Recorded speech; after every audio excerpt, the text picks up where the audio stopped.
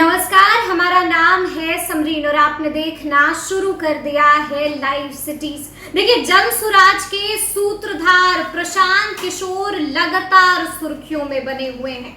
आपको बता दें कि बीते दिन प्रशांत किशोर 2 दिवसीय दौरे पर गया पहुंचे थे। देखिए, गया में प्रशांत किशोर का भव्य स्वागत भी हुआ। वहां पर मीडिया कर्मियों ने प्रशांत किशोर से सवाल किया कि क्या उपचुनाव जनसुराज लड़ सकता है, और जैसे ही प्रशांत किशोर से ये सवाल किया गया, प्रशांत किशोर ने भी बड़ा इशारा दे दिया है। क्या कुछ कहा है उपचुनाव को लेकर प्रशांत किशोर ने, सबसे पहले आप उनको सुनिए। अगर जनसुराज चुनाव लड़ेगा, बाई इलेक्शन लड़ेगा, तो बेलागंज इमामगंज दोनों जगह लड़ेगा, और अगर नहीं लड़ेंगे तो दोनों जगह नहीं लड़ेंगे। ऐसा नहीं है कि इमामगंज के लिए अलग है और बेलागंज के लिए अलग है। अभी हमको पता नहीं है कि उपचुनाव का डेट अभी शायद अनाउंस हुआ है। अभी डेट हमको देखना पड़ेगा, क्योंकि 2 अक्टूबर को दल बनना है। 2 अक्टूबर के बाद अगर चुनाव है तो निश्चित तौर पर चुनाव लड़ा ही जाएगा, उसमें कहीं कोई दो मत नहीं है। लेकिन अगर 2 अक्टूबर से पहले चुनाव हो रहा है तो यहाँ पर जो जनसुराज से साथी जुड़े हुए हैं उनसे बात करी जाएगी, और अगर लोग चाहेंगे कि नहीं चुनाव लड़ना है तो जनसुराज की व्यवस्था से जुड़े हुए किसी साथी को निर्दलीय उम्मीदवार के तौर पर, जनसुराज समर्थित निर्दलीय उम्मीदवार के तौर पर चुनाव लड़ाया जा सकता है। जनसुराज में जो जुड़ रहा है वो पैसे दे के जुड़ रहा है। अब देखिए, ये लोग बोलने से पहले अपनी ही बात नहीं देखते हैं। कुछ दिन पहले तेजस्वी यादव के दल आरजेडी के अध्यक्ष ने चिट्ठी निकाला कि भाई आप लोग राष्ट्रीय जनता दल छोड़कर जनसुराज मत भागिए, आप लोग लालू जी के सिपाही हैं, समाजवाद के नेता हैं, सामाजिक न्याय के पुरोधा के साथ जुड़े रहिए। तो क्या तेजस्वी यादव ये कह रहे हैं कि आरजेडी के लोग पैसा लेकर जनसुराज ज्वाइन कर रहे हैं? तो ये तो आरजेडी के कार्यकर्ताओं को, अपने ही नेताओं को गाली दे रहे हैं, अपने नेताओं को भ्रष्ट बता रहे हैं।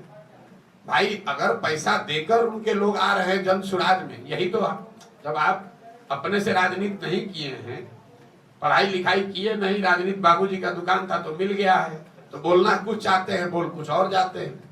अब बताइए, अपने ही नेता को कह रहे हैं कि पैसा लेके जनसुराज में गया है। तो भाई, पत्र तो आपने निकाला है कि आरजेडी के सारे नेता आप लोग विचारधारा वाले लोग हैं, आप लोग लालू जी सामाजिक न्याय के सिपाही हैं, आप लोग जनसुराज में मत जाइए।